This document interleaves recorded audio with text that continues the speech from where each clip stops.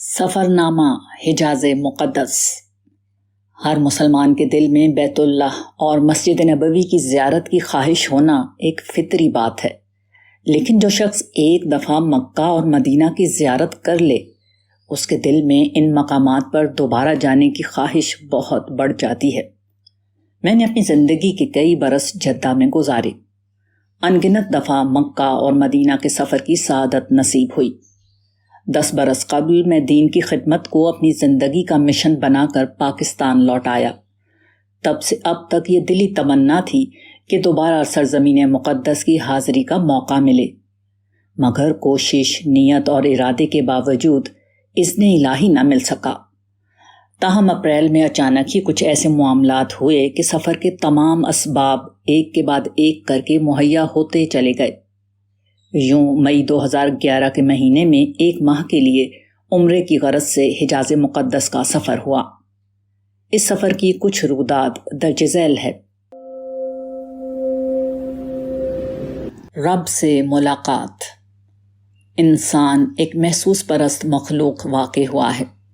اپنے حواس خمسہ میں وہ سب سے بڑھ کر اپنی نگاہوں سے ذہن تک پہنچنے والے حقائق کا اثر قبول کرتا ہے۔ اس لیے اس کی یہ خواہش ہوتی ہے کہ جس ہستی کو اس نے اپنا معبود بنایا ہے اس کا مشاہدہ وہ اپنی آنکھوں سے کرے، جبکہ دین اسلام ایک ایسے خدا کی بندگی کی طرف بلاتا ہے جسے نگاہیں نہیں پا سکتی۔ خدا کی عظمت نے انسان کے اس عجز اور اس کی خدا بینی کی خواہش کا ایک بہترین ممکنہ حل عطا فرمایا، اس طرح کہ اس نے حرم پاک کو اپنا گھر قرار دیا اور اس کی زیارت پر مبنی حج اور عمرے کی شکل میں 2 عبادات مقرر کر دی گئیں۔ یوں حجاج اور زائرین کے قافلے ہزارہا برس سے جوق در جوق منزل حرم کی جانب رواں دوا رہے ہیں، تاکہ اپنے پالنہار، اپنے پروردگار، اپنے آقا اور اپنے معبود کا علامتی طور پر ہی صحیح دیدار کر لیں اور اپنا نام اس کے جانثاروں میں رقم کروا لیں، تاکہ کل قیامت کے دن جب اس کی جنت میں صبح و شام اس کے دیدار کا موقع میسر ہو تو وہ بھی دیگر فرما برداروں کے ساتھ بارگاہ ربوبیت میں اس اعزاز کے حقدار بن کر موجود ہوں۔ دور جدید میں تمام سابقہ ادوار کے برعکس کہیں زیادہ لوگ بارگاہ ربوبیت میں ملاقات رب کے شوق میں حاضر ہوتے ہیں۔ اس کی وجہ ہوائی جہاز کی وہ ایجاد ہے جس نے مہینوں کی مسافت کو گھنٹوں کے سفر میں بدل دیا ہے۔ اب عمرے کا سفر چند گھنٹوں کا ایک آرام دہ سفر بن گیا ہے۔ ہمارے لیے بھی اللہ تعالیٰ نے یہ آسانی فرمائی کہ جہاز کے ذریعے سے سرزمین حجاز کی حاضری کا موقع عطا فرما دیا۔ شکر گزاری کی سوچ۔ بہت سے قارئین کو میرا آخری جملہ احمقانہ یا کم از کم غیر ضروری معلوم ہوگا، کیونکہ آج جب ہر شخص ہی بذریعہ جہاز سفر پر جاتا ہے تو اس میں اپنی تخصیص کا کیا محل ہے۔ تاہم میں نے اپنے نبی صلی اللہ علیہ وآلہ وسلم سے یہ سیکھا ہے کہ جو نعمتیں انسان کو اجتماعی طور پر ملی ہوں ان کو بھی اپنی ذات پر اللہ تعالیٰ کا خصوصی احسان سمجھنا چاہیے۔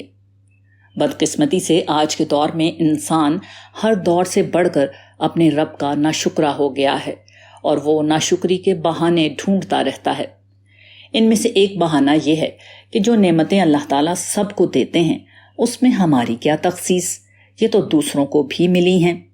چنانچہ انسانوں کو اپنی آنکھ، کان، صحت، زندگی، یہ دھرتی، یہ آسمان اور ان کے بیچ پھیلی ہوئی انگنت نعمتیں صرف اسی وجہ سے نعمت نہیں لگتی کہ وہ ہمارے ساتھ دوسروں کو بھی ملی ہوئی ہیں، جس کے بعد انسان سچی شکر گزاری سے محروم ہو جاتا ہے۔ حالانکہ صحیح انداز فکر یہ ہونا چاہیے کہ یہ نعمتیں خالصتاً مجھے ہی ملی ہیں، تب ہی انسان میں حقیقی شکر گزاری پیدا ہوگی۔ حقیقت یہ ہے کہ یہ اللہ تعالیٰ کی عین قدرت میں ہے کہ وہ سب کو نعمتیں دیں اور ہمیں نہ دیں۔ ہم ان کا کیا کر لیں گے؟ یہی احساس ہے جو عام انسان میں پیدا کرنے کے لیے اللہ تعالیٰ بعض لوگوں کو معذور بنا دیتے ہیں تاکہ ہمارے جیسے غافل لوگوں کو عبرت حاصل ہو، مگر ہم پھر بھی نہیں سمجھتے۔ انسان جب اجتماعی نعمتوں پر شکر گزاری کی عادت پیدا کرتا ہے تو وہ اپنی ذات کی سطح پر ہونے والی نعمتوں کی بھی صحیح معنوں میں قدردانی کرنا سیکھتا ہے، وگرنہ وہ ذاتی نعمتوں کو بھی ایک اتفاق یا معمول کی بات سمجھ کر غفلت اور ناشکری کا مظاہرہ کرتا رہتا ہے۔ میری سرودات میں آپ دیکھیں گے کہ میں نے جگہ جگہ ان ذاتی نعمتوں کا ذکر کیا ہے جو ہمیں اس سفر میں ملیں۔ یہ اپنی فضیلت کا نہیں بلکہ پروردگار کی ان عنایات کا بیان ہوگا جو ہوتی تو ہر انسان پر ہیں، لیکن ہم لوگ انہیں اتفاقات قرار دے کر ان کی قدر نہیں کرتے۔ کئی وجوہات کی بنا پر میرے لیے یہ ایک بہت مشکل سفر تھا، مگر اللہ تعالیٰ نے اپنی عنایت سے اسے قدم قدم پر انتہائی سہل و آسان سفر بنا دیا۔ کراچی سے جدہ کا ہوائی سفر تقریباً 4 گھنٹے کا ہے۔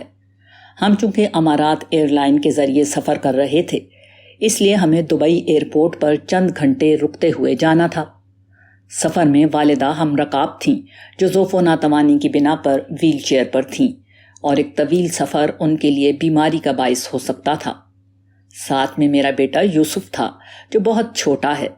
وہ نہ سمجھی کہ اس عمر میں ہے جس میں بچے اس وقت دوڑنے لگتے ہیں جب والدین چاہتے ہیں کہ وہ ان کے پاس اطمینان سے بیٹھیں، اور اس وقت گود میں آنے کی خواہش کرتے ہیں جب ضرورت ہوتی ہے کہ وہ پیدل چلیں اور والدین پر بوجھ نہ بنیں۔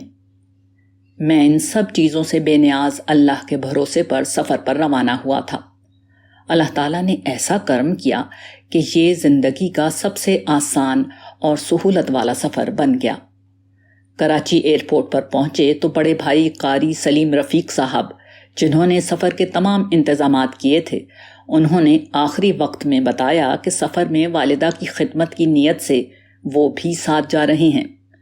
ہم نے عمرے کے لیے کوئی پیکیج نہیں لیا تھا، مگر ان کے ساتھ ہونے کی بنا پر ہر جگہ بہت اچھے اور مناسب ہوٹلوں میں بہت کم قیمت پر رہائش ملی۔ یوسف میاں نے گرچہ بار بار حادثات کو دعوت دی، کبھی جہاز میں انگلی کو زخمی کر کے، کبھی ہوٹل میں ٹوٹا ہوا شیشہ چبا کر، مگر الحمدللہ کوئی بڑا حادثہ نہیں ہوا۔ سفر میں میری اہلیہ کے ساتھ میری بہن پروین سلطانہ ہنا بھی تھیں، جن کی بنا پر مزید آسانی ہو گئی۔ پھر جدہ میں موجود بھائیوں اور دوستوں کی بنا پر سفر کے دوران میں ہر قدم پر گھر کی سہولتیں میسر رہیں، اور الحمدللہ یہ احساس ہی نہ ہوا کہ پردیس میں آئے ہوئے ہیں۔ اسی طرح سفر میں چھوٹی بڑی اور بھی متعدد آسانیاں میسر آئیں، جن میں سے بعض کا ذکر میں آگے کروں گا۔ ان کی بنا پر سفر نہ صرف بہت آسان ہو گیا بلکہ متعدد مشکلات سے ہم بچ گئے۔ لیکن اصل بات یہ ہے کہ انسان نعمت اور عافیت کو اللہ تعالیٰ کی عنایت سمجھے۔ وہ جس لمحے اسے معمول کی بات، اتفاق اور اپنا حق سمجھتا ہے، غفلت، ناشکر پن اور بعض اوقات تکبر کا شکار ہو جاتا ہے۔ نعمتوں کا دور۔ یہاں اجتماعی نعمتوں کے حوالے سے مزید سوچنے کی بات یہ ہے کہ ہم جس دور میں زندہ ہیں اس میں اللہ تعالیٰ نے براہ راست اپنی عطا کردہ نعمتوں کے علاوہ انسانی ہاتھوں سے پیدا ہوئی نعمتوں کا بھی ایک انبار لگا دیا ہے۔ طویل مسافتوں کو مٹا دینے والے جہاز، اندھیروں کو روشنی میں بدل دینے والی بجلی، سخت گرمیوں میں وجود کو خنک کر دینے والے ایئر کنڈیشننگ سسٹم، اور ان جیسی ان گنت نعمتیں ہیں جو ہمہ وقت ہمیں حاصل ہیں اور ہم ان کا شکر ادا نہیں کرتے۔ البتہ جو نعمت چھن جائے اس پر غصہ، شکایت اور ناشکری کا ایک ختم نہ ہونے والا سلسلہ شروع ہو جاتا ہے۔ اس پر مزید ظلم یہ ہے کہ جن لوگوں نے نعمتوں کا یہ دور پیدا کیا، ہمارے دل میں ان کے لیے سوائے نفرت اور غصے کے اور کچھ نہیں ہے، جبکہ ہمارے پاس بدلے میں انہیں دینے کے لیے ایک انتہائی قیمتی چیز ہے، جس کے بعد نہ صرف ہم ان کا احسان اتار دیں گے بلکہ ہمارے ان کے سارے جھگڑے بھی ختم ہو جائیں گے۔ یہ وہ آخری بات ہے جس کا احساس مجھے دبئی ایئرپورٹ پہنچ کر بہت شدت سے ہوا۔ دبئی ایئرپورٹ اور عالمی دعوت۔ میں دبئی ایئرپورٹ کئی دفعہ آ چکا ہوں، دبئی شہر گھوم چکا ہوں۔ یہ ایک بین الاقوامی نوعیت کا شہر ہے جس میں ہر رنگ و نسل کے لوگ ملتے ہیں۔ مگر اس چیز کو جاننے کے لیے شہر میں جانا ضروری نہیں، ایئرپورٹ پر ہی ہر شخص اس کا مشاہدہ کر سکتا ہے۔ یہاں امارات ایئر لائن کے ٹرمینل پر دنیا بھر کی فلائٹس آتی ہیں۔ اگلی منزل کی طرف جانے والے مسافر اس وسیع و عریض ٹرمینل کے دور تک پھیلے ہوئے شاپنگ سینٹرز میں گھوم کر خریداری کر کے اس کی خوبصورتی اور رونق سے لطف اندوز ہوتے ہوئے وقت گزارتے ہیں۔ ہمارا دبئی ایئرپورٹ پر قیام 2-3 گھنٹوں کا تھا، اور اس میں ہمارے لیے کرنے کا سب سے اہم کام ظہر کی نماز پڑھ کر احرام پہننا تھا۔ لاؤنج میں 2 جگہ مرد و خواتین کے لیے مسجدیں بنی ہوئی ہیں۔ ایک مسجد میں ہم نے احرام پہنا۔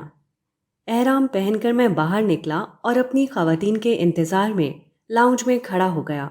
اس دوران میں مختلف ممالک کے لوگ، جن میں سے زیادہ تر مغربی ممالک کے باسی تھے، پاس سے گزرتے رہے۔ یہ منظر گرچہ میرے لیے نیا نہیں تھا، مگر ایک دم میرے دل میں احساس پیدا ہوا کہ آج جب دنیا گلوبل ولیج بن گئی ہے اور تہذیبیں اور کلچرز ایک دوسرے سے مل کر ایک بین الاقوامی تہذیب بنا رہے ہیں، ایسا کیوں ہے کہ ہم مسلمان ان غیر مسلموں کو دین حق کی دعوت نہیں پہنچا رہے؟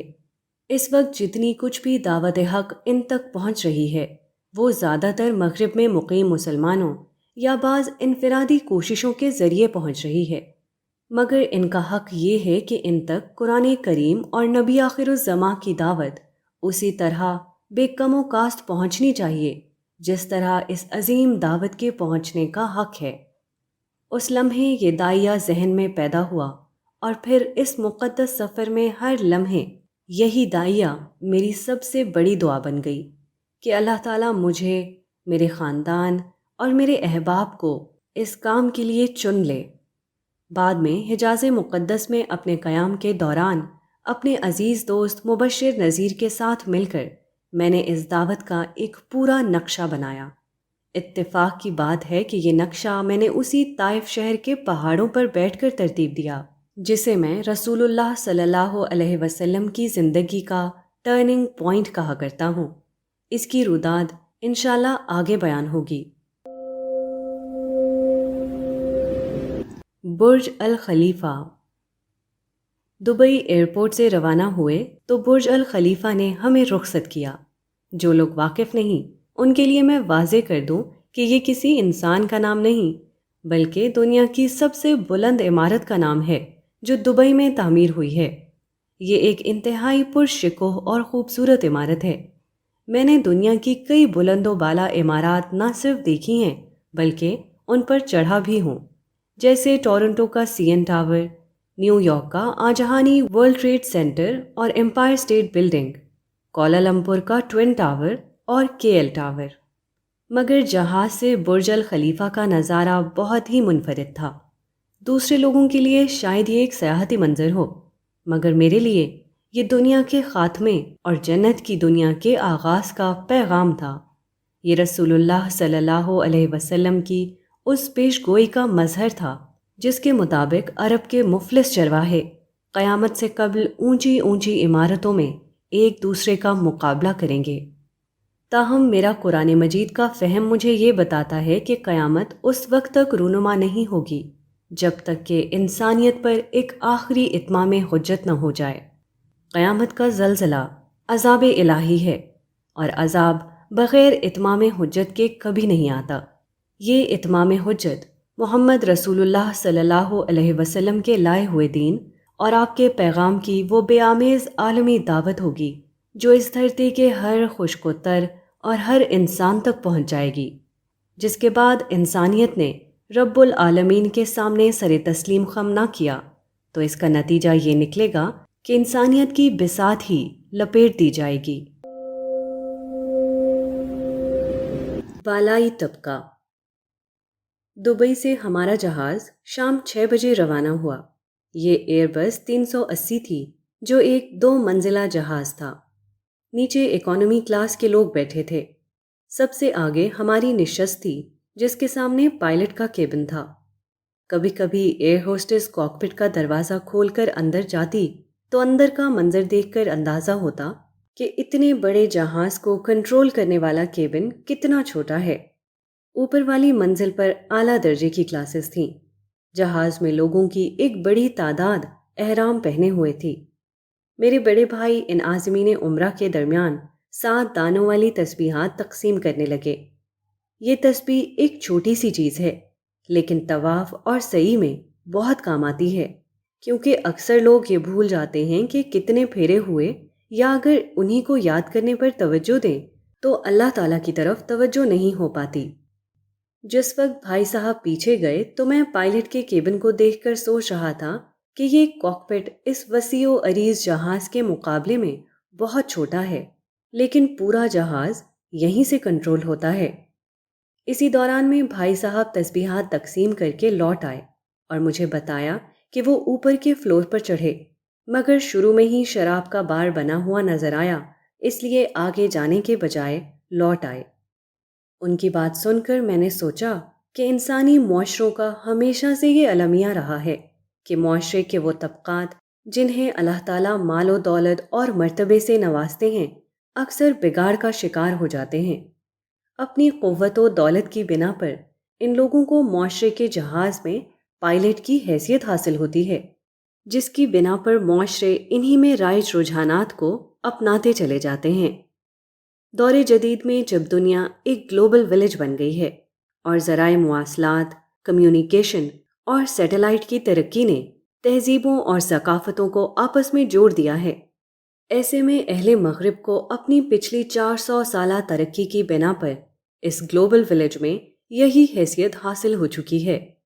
اب دنیا میں سیاست ہو یا ثقافت، تہذیب ہو یا زبان، علم ہو یا ٹیکنالوجی، لباس ہو یا انداز معاشرت، ہر جگہ انہی کا سکہ چل رہا ہے۔ ایسے میں اہل مغرب کی بعض کمزوریاں پوری دنیا میں پھیل چکی ہیں۔ ان میں سب سے نمایاں شراب نوشی، سود، عریانی اور فحاشی ہے۔ یہی اقدار اب دنیا بھر میں عام ہو رہی ہیں۔ دنیا کی کم و بیش تمام تہذیبیں ان کے سامنے سر تسلیم خم کر چکی ہیں۔ اس صورتحال کو بدلنے کے 2 ہی طریقے ہیں۔ ایک یہ کہ مسلم تہذیب دنیا پر اپنا غلبہ قائم کر لے۔ حالات یہ بتاتے ہیں کہ اس کا دور دور تک کوئی امکان نہیں۔ مسلمانوں کے نمائندہ معاشرے جو اپنے آپ کو اسلام کا علمبردار سمجھتے ہیں اور جن میں اہل پاکستان اور عرب سر فہرست ہیں، وہ علم و اخلاق کی جس بستی پر ہیں وہاں اس کا کوئی امکان نہیں۔